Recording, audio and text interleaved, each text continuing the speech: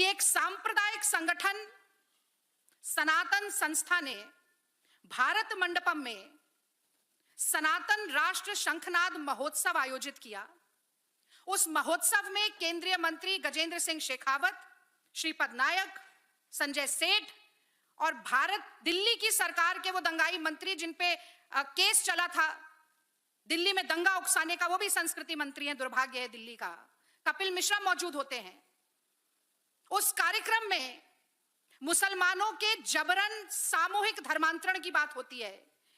उस कार्यक्रम में संविधान को दरकिनार करके हिंदू राष्ट्र बनाने की बात होती है, संविधान को बदल देने की बात होती है। उसमें बात होती है कि मुसलमानों को मार पीट कर कैसे भारत की सीमा से बाहर फेंका जाए। और आश्चर्य की बात देखिए, इस कार्यक्रम को भारत सरकार प्रायोजित करती है। मोदी सरकार का संस्कृति मंत्रालय 63 लाख रुपया, जो कि इस देश की जनता की खून पसीने की कमाई है, 63 लाख रुपया ऐसे सांप्रदायिक संगठन को सशक्त बनाने के लिए, देश का माहौल बिगाड़ने के लिए, देश के अल्पसंख्यक समुदाय के खिलाफ समाज में दुर्भावना भरने के लिए देश की सरकार, मोदी जी की सरकार पैसा दे रही है। अब तो फ्रिंज एलिमेंट्स की भी बात नहीं है, क्योंकि मोदी सरकार स्वयं कर रही है। और मुझे बताना होगा कि यह सनातन संस्था गोवा का एक संगठन है जिस पर कर्नाटक पुलिस जांच कर रही है गौरी लंकेश और एमएम कलबुर्गी की हत्या की।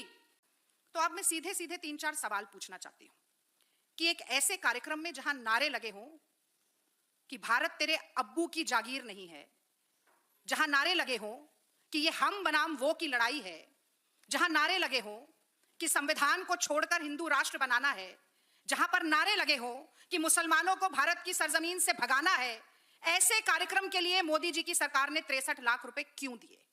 मैं जानना चाहती हूं, क्या मोदी जी समाज में सांप्रदायिक ध्रुवीकरण चाहते हैं? क्या मोदी जी इस देश की गंगा जमुनी तहजीब को सरकारी पैसे से तार तार करना चाहते हैं? क्या मोदी जी अल्पसंख्यकों के खिलाफ काम कर रहे संगठनों को और सशक्त करना चाहते हैं? क्या मोदी जी इस देश की अनेकता में एकता को पूरी तरीके से ध्वस्त करना चाहते हैं? और ये सवाल पूछ जरूर मोदी जी से रहे हैं, पर मैं जानती हूं कि उनके लिए बेमानी है। और इसलिए बेमानी है कि मोहम्मद बिन सलमान को तो गले लगाएंगे, पर देश के मुसलमान को कपड़ों से पहचान जाएंगे, कुत्ते के पिल्ले के साथ तुलना करेंगे। जब मुसलमानों का वोट चाहिए होगा तो मोहम्मद सामी को भाई बना लेंगे, और जब हिंदुओं को भड़काना होगा तो हर चुनावी भाषण में मुसलमान को घुसपैठिया बताएंगे।